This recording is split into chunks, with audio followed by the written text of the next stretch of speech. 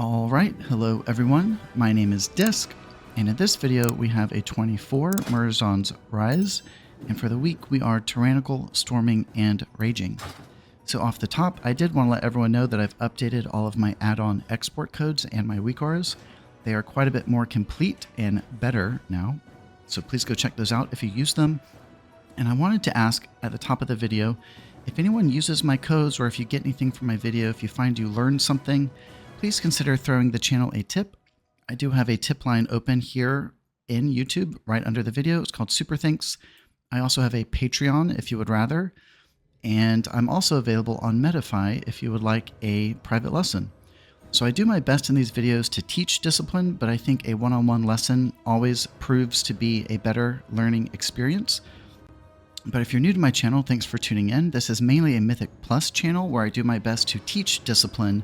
We do talk about talents, meters, spell synergy, things like that, but I try and focus more on the reading between the lines, parts of it, and the thought processes behind my decisions. And I think that's where more of the learning element comes into play, and that is the focus here. So we always will look at talents, then we're going to look at meters, and then we will get into the key. So here are the talents for the key, and this is quite a bit different than my last video, so I wanted to highlight some of these changes. On the priest side, this is pretty standard. We don't need any of these extra dispel points. I'm not taking Holy Nova because I'm really trying to focus on my Mindbender.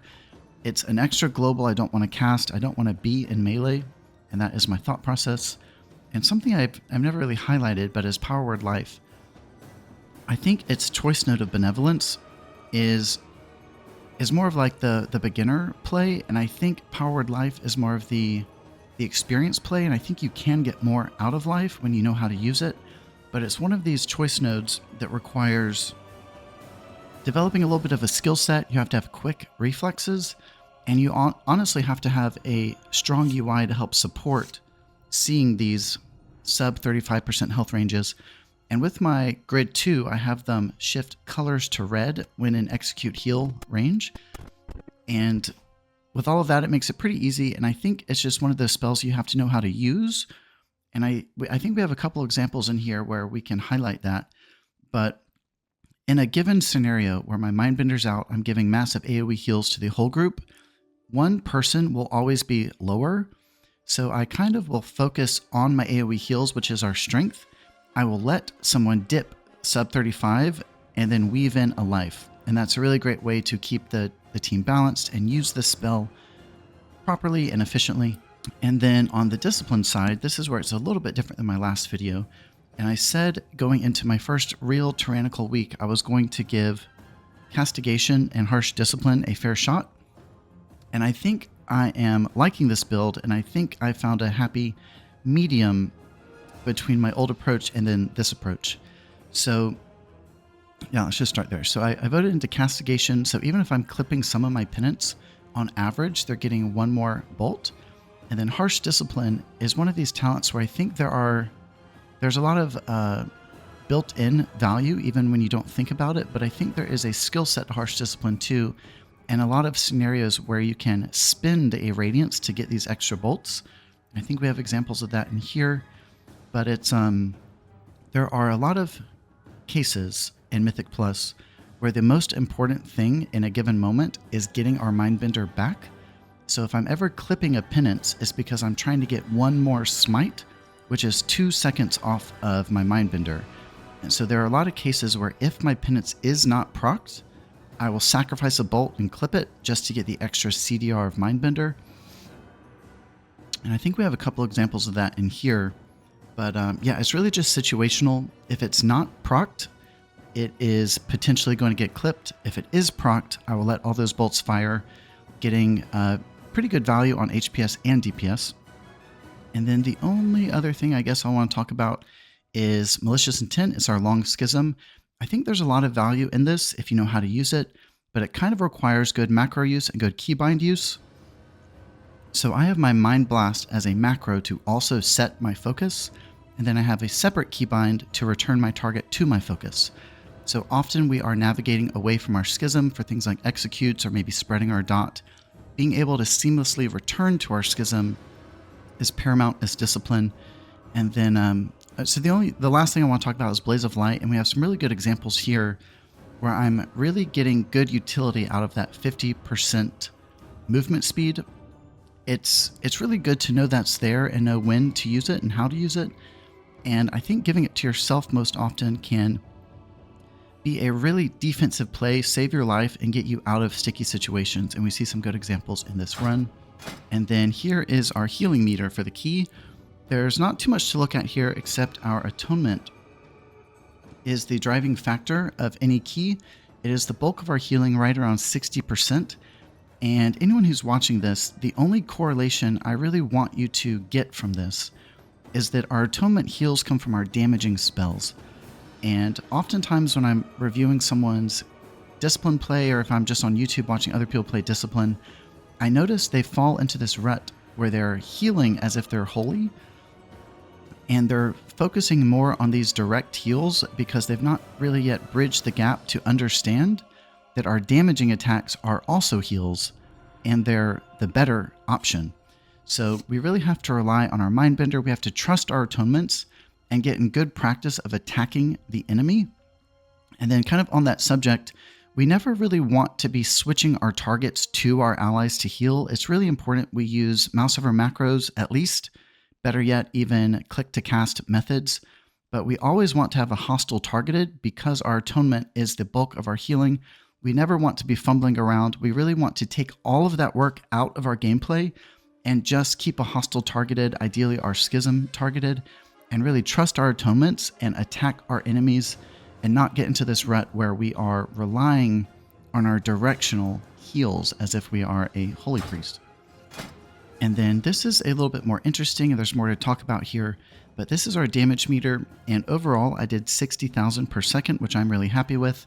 And when looking at a damage meter, it's most important to look at the first 3 line items, and our Mindbender will always be on top. This is what we want. And I've been trying to get him at or above 25%, so we're right on track here. And then really interesting to see how this Harsh Discipline and Castigation did compared to my last key. My Dark Reprimand is in a really good spot compared to my Smite this time around, and I think it is because of my talent change. So again, it's one of those scenarios where based on the situation, I'm either going to clip a penance if it's not procced just to gain extra time, or if it is procced, I'll let all those bolts fire, and then even sometimes I'm spending radiance to get the extra value. And I think that's where a little bit of the skill comes into play, is when, like, knowing when to and when not to. We don't want to spend radiance unnecessarily, but there are a lot of cases where we don't need a radiance and we can spend them kind of frivolously. So this is a semi-group that we have formed this week. The Demon Hunter is a friend of mine. We met the Paladin through looking for a group, and the Evoker is the newest addition, but we've had quite a bit of success. We were minus our mage. We had to fill in for a druid, but he was pretty good. And yeah, so keys just go so much better when you have coordination and people looking for the right things and doing their part. So we had pretty good success here, but these keys are really hard in comparison to what I remember. I don't think I'm the only one that thinks this, but the scaling seems really high. So I'm interested to see what the developers do in the coming weeks, if anything gets pushed down a little bit. But this was a really good key that we fought for. Everyone was using their utility spells. Our Paladin was really coming in thick with his group-wide spells, and it was a pretty good run overall, and we have a lot of really cool things we can talk about here. So let's go ahead and clip over to the key. All right, here we go. 5, 4, 3, 2, 1. Always throw a barrier and PI for good luck. Off the top, I'm pretty much full sending PI on Theorize, our Demon Hunter, because we're in Discord together. And it's really good on them right now. But I think I hit Tom Pickles, the Druid, some too. He's feral. And notice in this pull, we have some off-red mobs. They're a pink instead. All of these vanguards cleave. And with my KUI nameplates, target helper add-on, I have all mobs that cleave as a slight pink color so that I know to stay away. And also all of these pulls, we have these mini bosses. If you noticed, the Timesworn Keeper was the darkest red in the bunch. That is where you want to focus your damage, focus your schism. Also, it's a great idea on pull 1 to run your combat potion. I'm running ultimate power. Work in progress. Mindbender is back up. That was a very successful first round. Also noticed on my Mindbender icon, I've brought in a weak aura to track his torments. I think it helps me, but it also helps the viewers of my channel. So here we have another mini-boss, the Maiden. The main thing we need to look for is that orb that she shoots out. In Bigwigs, that is the only spell audible I have enabled, just to make sure I hear it. And right above my action bars, there's a red bar, a weak aura popping up for Corroding Volley. That is a fear opportunity, but I'm leaving those kicks to the team mainly. And this is a really good example of a Radiance that overlaps group-wide damage. Using my Grid 2, I'm farming that darker blue value on my team, getting really good value out of the Rapture. It's mainly a spell for yourself and the DPS. I really don't hit the tank unless there's an extra global. And that was a really good Radiance in melee that hit all 5 of us. That is an optimal Radiance. And that was a really fat 8 torments for the start of the key. Loving it. But with Radiance, I talk about it all the time. It's a short range heal, and you need to hit your ally that's at most in the middle of a cluster. If you have your Radiance miss 1+ people, it is not fully optimized. So you have to use party nameplates to see who is in the middle of your cluster. Just got PI again. There's Meta. There's PI. Let's see how many torments I get here. Yeah, noticing on the Mindbender icon, I have that counter. That is to help me track my torments. We're aiming for at least 6. If we can get 7 or 8, that is good bonus. And that was a 7.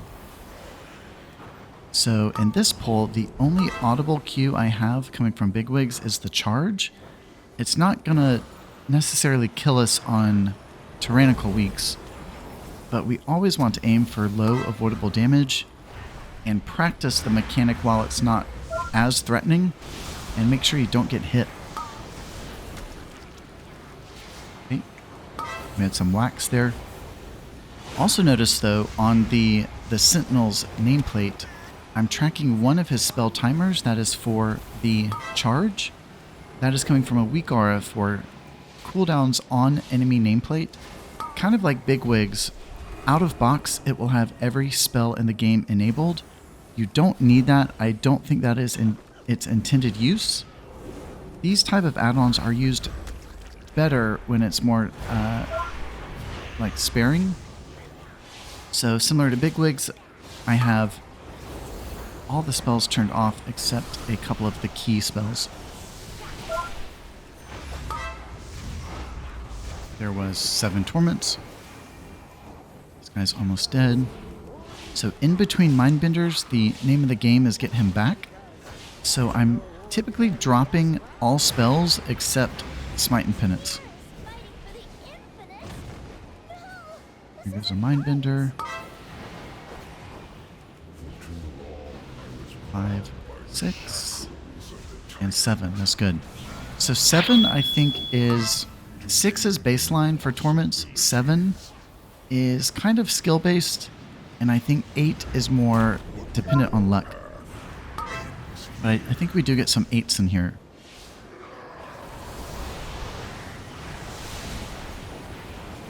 I have been experimenting. You can get 9, and it's not from an additional penance, but our Mind Blast comes available again at the end of our Mindbender, so you can throw it out for a 9th Torment.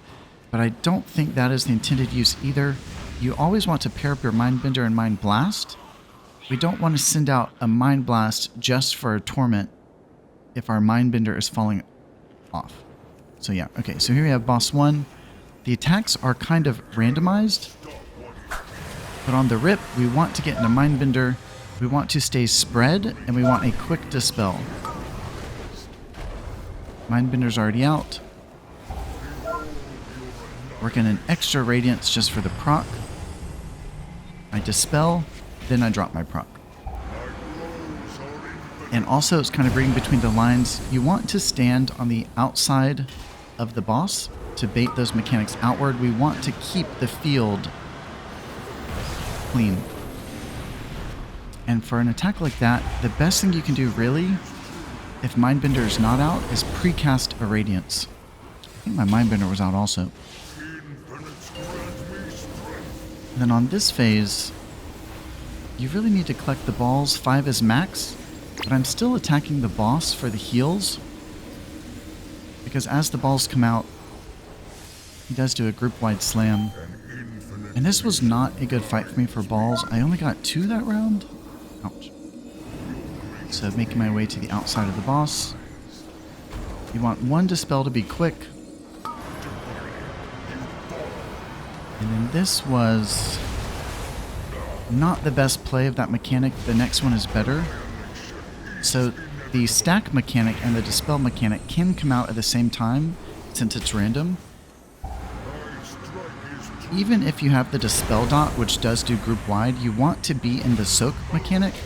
I covered him with a pain sup, but he stood outside of the soak. And the way it goes is those circles are small enough that you can be on the side of the soak and let your team not be in the additional circle. Does that make sense? I think it does. Yeah, it's more of like, what do you call them, Venn diagrams. You want to do both mechanics, but you kind of have to share the circle. Okay, I got 4, that's better. Mindbender's up. We have dots coming out immediately after the phase. Looks like I could have with a Rapture first. Recoat the party after the Dispel. And a side note for Rapture, I'm not really keeping it on cooldown, but I am forcing myself to play it if Pain Sup is on cooldown. Looks like I just missed that PI, so that's a rip. And for this one, I had a full proc on Harsh Discipline, and I waited for the slam to drop it. And it's one of those things where sometimes you might forfeit a Torment just to make sure you get the heal in the right place. Like, I didn't want to drop that huge proc before the slam. That would have been a waste. Also, this is a great place to use your Blaze of Light. You can penance yourself to zip around and steal balls from people. Okay, so that was kind of cringe. I took 6 balls. We can only get 5. Sometimes you have to, though. Mindbender's out. Quick Dispel. We're an Execute, so we're golden. And then this is a better Venn diagram on that mechanic. Good job on the Druid.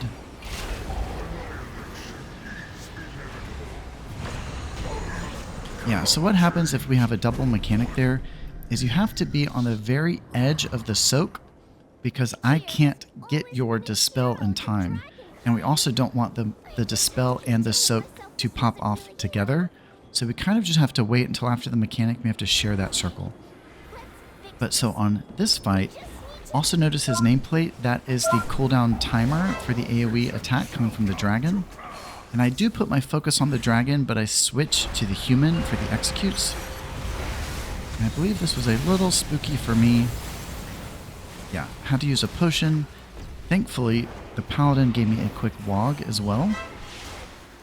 Get a double execute on the human, and I go back to the dragon. 7 torments. So I would have liked wall there, didn't have it. I could have pain set myself. And for this one, I did not get my Mindbender back in time. So I default to Rapture, which is plenty good. And just something I'm trying to work on personally as I do these keys is playing my pain set more liberally. I don't think we should ever really have 2 sitting on cooldown like they are now. It's something I'm working on. And I don't think we have any deaths because of it, but there is more value to be had. Let's see how this goes. Ooh. So I call bullshit on that. None of those balls touch me. Just saying.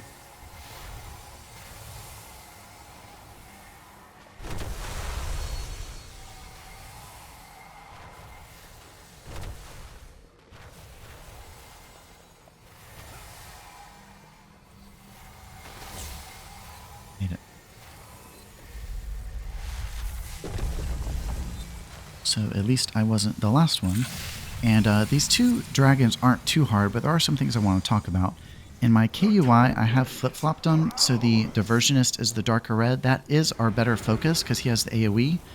If you notice his nameplate, we have the timer on that attack. That's where we want to line up our Mindbender.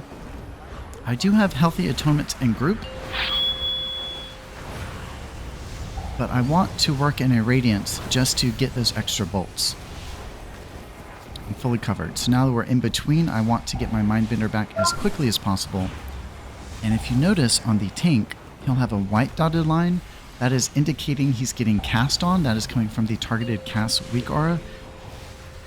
It's really good to see those, and if you can, use a shield on him. We saw it on boss 1, we'll see it on the other bosses as well. And if you replay that, that was a really good use of Power Word Life. In a moment like that, you really want to favor your AoE attack spells.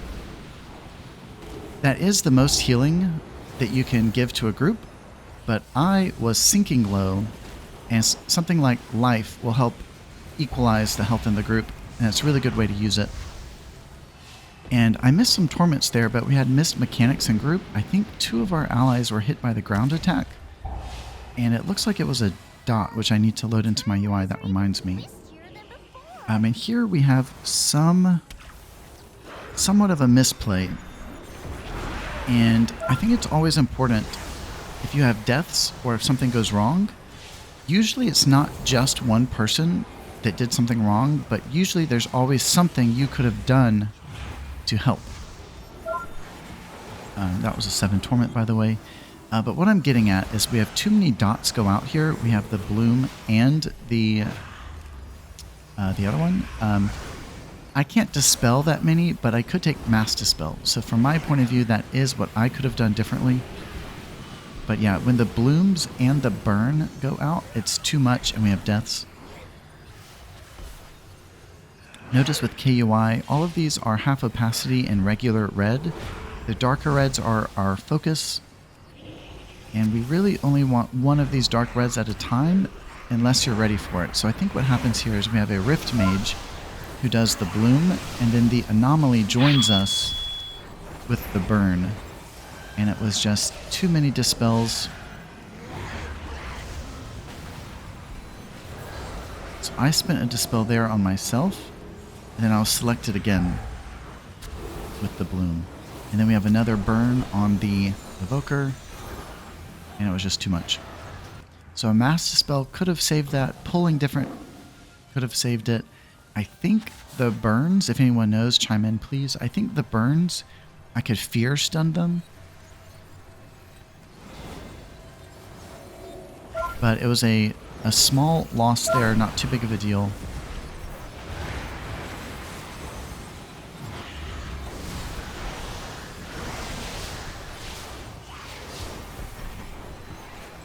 The biggest thing that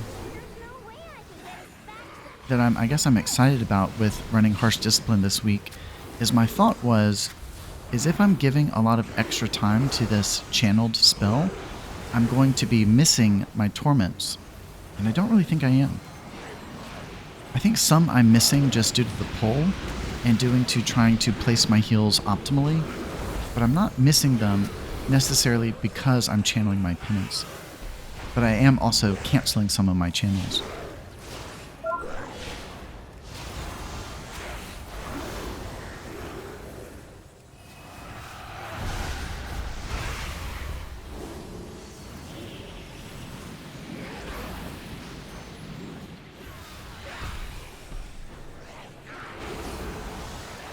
In these areas, I'm really trying to hold Mindbender unless there's a big mob. So now we have a Rift Mage, he's dark red. Here goes my Mindbender. And when it comes to a rotation for Mindbender, I've said it before, but we want to lead with Mindbender, followed by Mind Blast, which is our amplifier, Penance, Death. We have to put those 4 in sequence. They are high priority, and we want to get them to come off cooldown during our Mindbender for those extra torments. So if we delay at all, if we put our Mindbender out and start dotting, if we put our Mindbender out then atone, or if we put our Mindbender out and start smiting, we haven't prioritized the correct spells, and we're inevitably going to miss Torments due to a bad rotation. So it has to be Mindbender, Mind Blast, Penance, Death. I try and hit that always.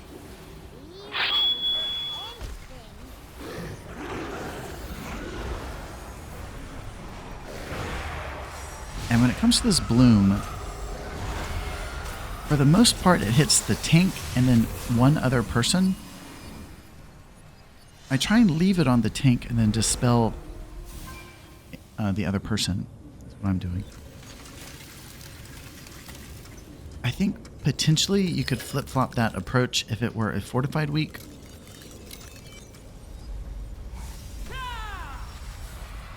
Okay, so we have a little trash group here. PI's up. I think we play it. Let's see what happens. Focusing on the Stingray, she has the most health.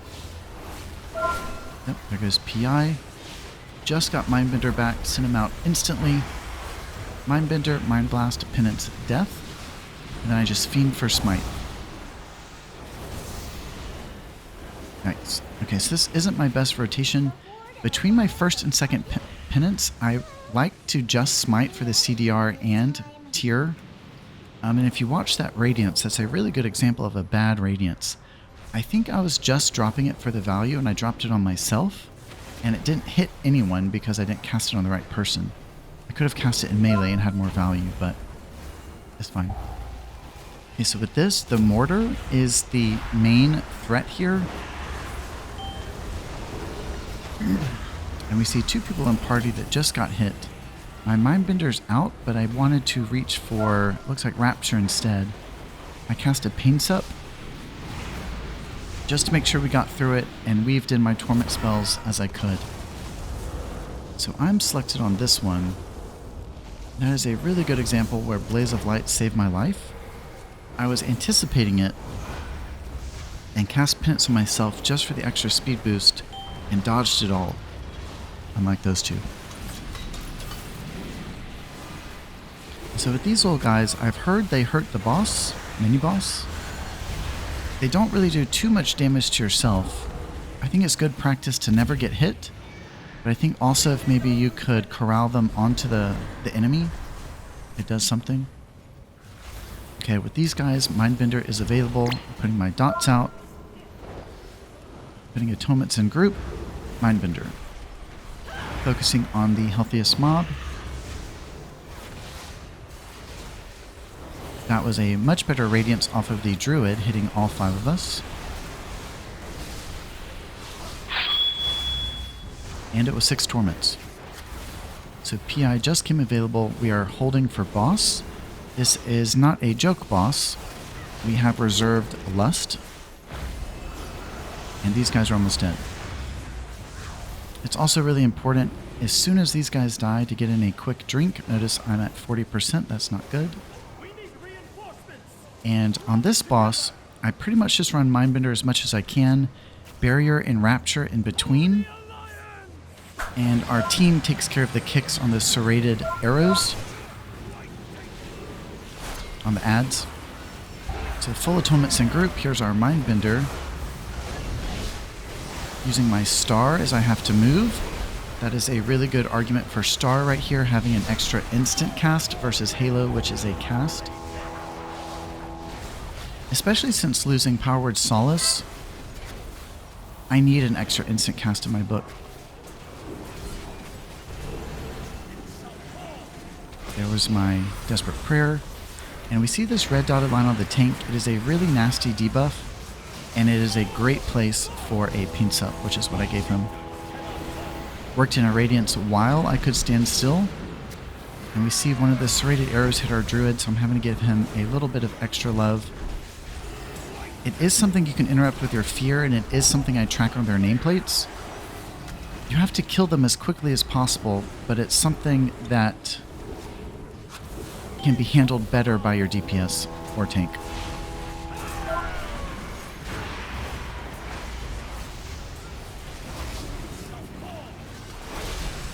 And you'll see on the tank there, it's a white dotted line which turns red. That's indicating the cast and indicating the application. So it's really nice to use that targeted cast weak aura to know when and where things are going. and to help you get ahead of them. And here's our barrier because my Mindbender is not available yet, and it helped us a lot. And then right there on the archer, you can see that timer on his nameplate. That's for the serrated arrows. I also have a red bar popping up on my screen indicating the cast as a fear opportunity, but the team took care of it, as they should. Working a Radiance for coverage while I could stand still. Yeah, in a moment like this where I'm anticipating having to move, if it's a moment where I can stand still, I change the priority of my spells to favor casts. And that was an 8 torment window in execute range on boss. That was really good. That's exactly what we wanted. But things to note here, with that brown attack, you want to aim it outwards. They amplify and buff the little non-targetable, well, they're targetable, the yellow guys. You want to aim that outwards, and I think all of those except maybe one was good. It's a good idea to watch for the serrated arrows cast. Your fear can interrupt it if your team isn't. I'm using the cooldowns on nameplate to help track that timer, to help time the fear. Other than that, we really just want to run Mindbender on cooldown. If we're ever caught in a place where Mindbender is 10 seconds away from being available, something like a 10-second barrier is great. Something like an 8-second rapture is great. And also watching for the nasty dot that applies on the tank for a paint sup, utilizing the targeted cast weak guard to know it's incoming. It's not the best spell to necessarily get ahead of. It's probably something you want to react to instead, but the targeted cast weak guard helps me know it's incoming, so I'm not fully reacting and I'm kind of prepared. So this is a Mind Soothe skip, but we do have really good fear opportunities in this group. I fade mount just for security. And here we have Morchie. And we have a little bit of a different play here. So to maximize Morchie, we don't have enough time for a Mindbender on the pole. We don't want to use it because it's not going to reset in time, but we can use Mind Blast on pole and desync those spells. And your Mind Blast will be available naturally by the time you need it. So I Mind Blast and then just attack. We see the white dotted line on the tank. That is a really great opportunity to shield. And also, if you notice my action bars, so my Mindbender is just a Mindbender icon, but it glows when Mind Blast is available. So it's 2 spells in one, kind of. And also in that phase, I have a weak guard to turn off nameplates to help see their heads.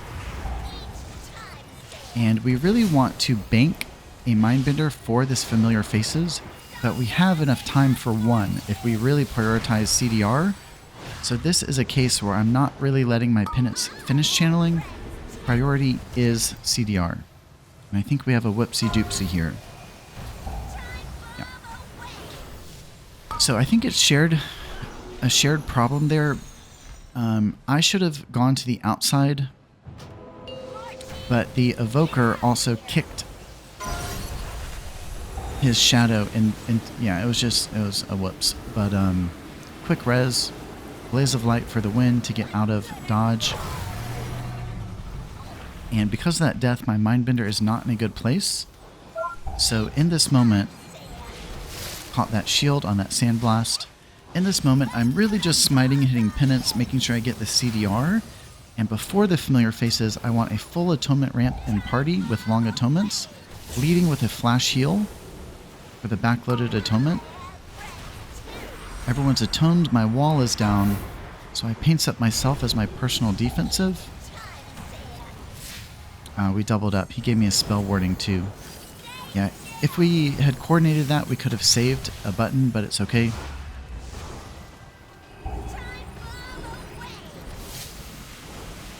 And that wasn't the best. No one died, but I lost torments because I had to give single target heals.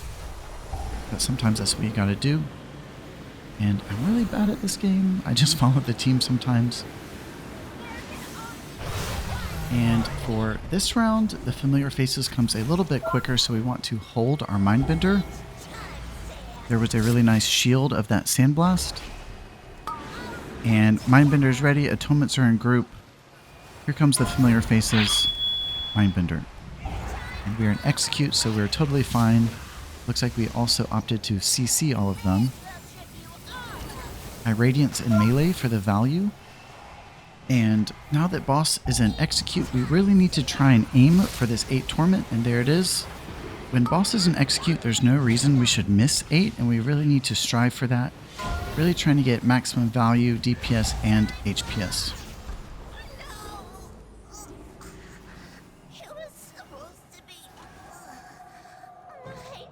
Right, moving on. The key is almost done. We have one more trash pull and final boss, which is no joke.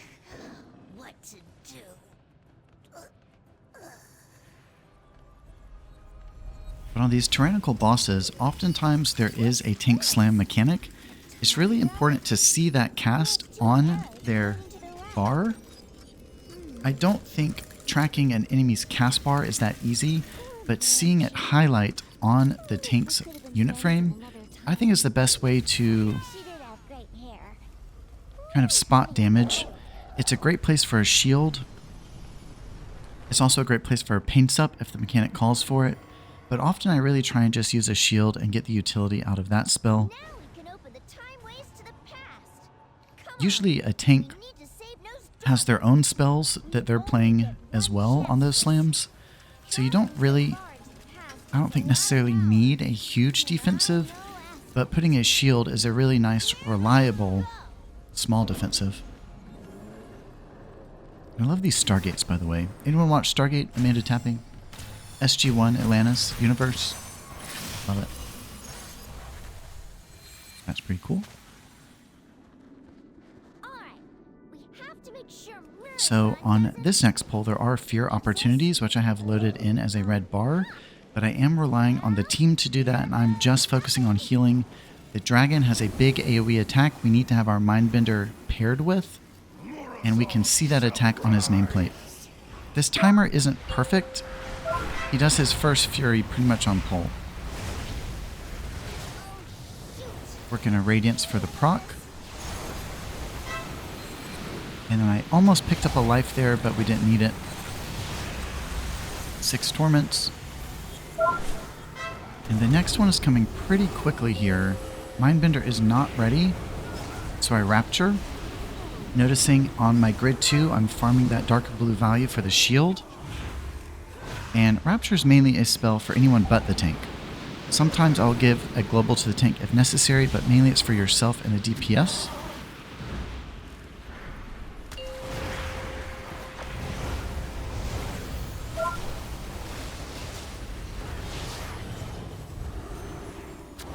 I had a Mindbender for that last one, but life was on cooldown.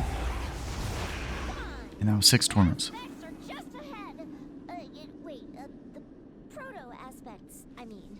So for this final boss, really the only thing that matters is this ball mechanic, which our Evoker is going to do. It's the only bar timer I'm tracking. However, I see the tank slam from the breath on my bars from the targeted casts, and a real power play to get a lot of healing, a lot of extra healing here, is being able to spot execute ranges on the ads. It's something you really need to try and do, because if you're not picking up these executes, you're not going to have the output.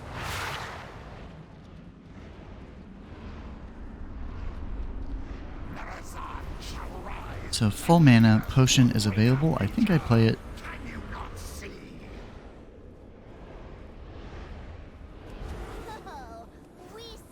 And the Infinity Orb is all I'm tracking with the bar timers on bigwigs. Here's our first. Mindbender is out. I work in a Radiance for the proc after the first one pops off.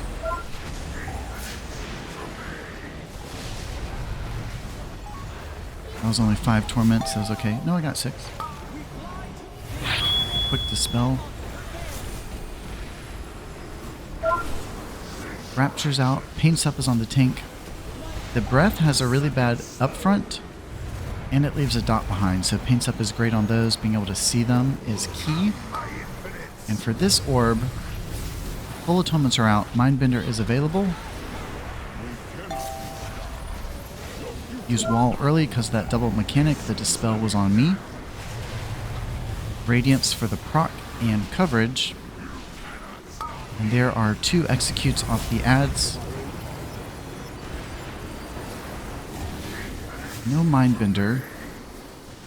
So I'm just relying on my regular directional heals.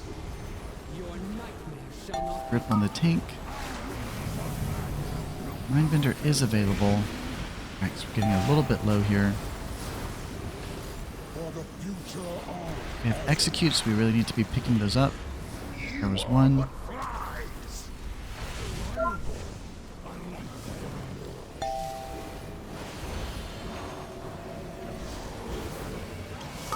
Quick dispels are key here. I have an audible helping me notice when it goes out.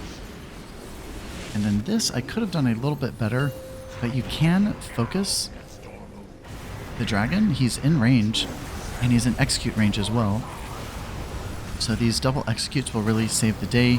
I had to pain step myself because I fell off my rotation a little, but thankfully it looked like I had a lay on hands from the tank too to kind of ease that transition. But now we are golden. So a fresh dot is out, full atonements and party. Mindbender's out. We had a proc on our penance. Double death. Radiance. Another penance proc.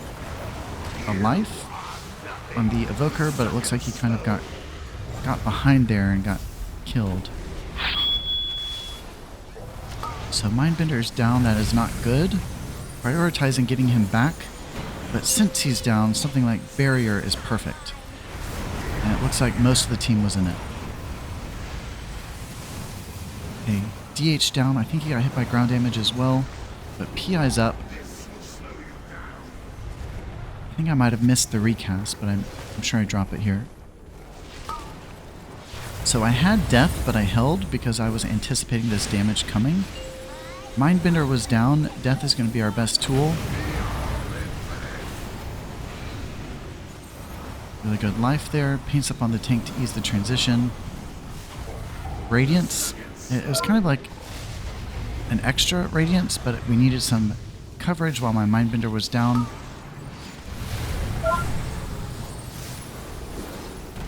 Atonements are out. Here goes the Mindbender. We have double executes. Star on the move. I really love that instant cast spell. We have another penance proc. And we have double rapture here. And that was 8 torments. Can't do better. And without Mindbender, I go into my second rapture here, but I am a little bit low on mana. But I did pretty good covering the group. And we have our Mindbender back. It's kind of off sync of the Infinity Orb, but I need the mana. And the boss is just about dead anyway.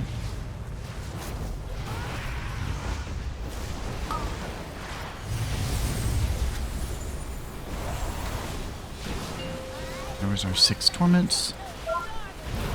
And boss dead. So it's a pretty hard boss. I think that transition is the hardest. I think the best thing you can do to keep everyone alive is prepare for that move. With full atonements in group and keeping the boss targeted, he will be in execute range, so relying on that double execute is amazing, even when he's in the air. I heard one of my friends tell me that Discipline struggles here because we can't attack anything. That's not true. The boss is targetable and you can death him, which is really great for the moves. Having those instant cast heals you can cast while running is great. And I'm having a lot of fun with these keys. I think Harsh Discipline might be stronger than I first thought. I think more than its strength winning me over. Expiation just requires so much more work. Bouncing around, refreshing dots is kind of... we're kind of in this... I'm in this place where if the spec is leaning towards being easier and more accessible, I'm going to favor that. So instead of worrying about expiation, farming my dots down and up, I think I'm going to try Harsh Discipline on this next week and see how it goes. But for once, voting for something that's a little bit easier and requires less work, I think is going to be the play. Stay tuned for my thoughts on next week. But quickly looking at the avoidable meters down there, I did really good on avoiding damage. That is something that everyone should do constantly. It's everyone's job, even the tank. But avoiding damage where you can is hella important. It is a major part of the game. I would say spell casting is one part, movement and knowing the environment is another. So knowing your avoidables, protecting your health, and still keeping high output is the key for WoW. So again, thanks everyone for tuning in. Check me out on Metafy if you're interested in a private lesson. And until next time, Dîsc out.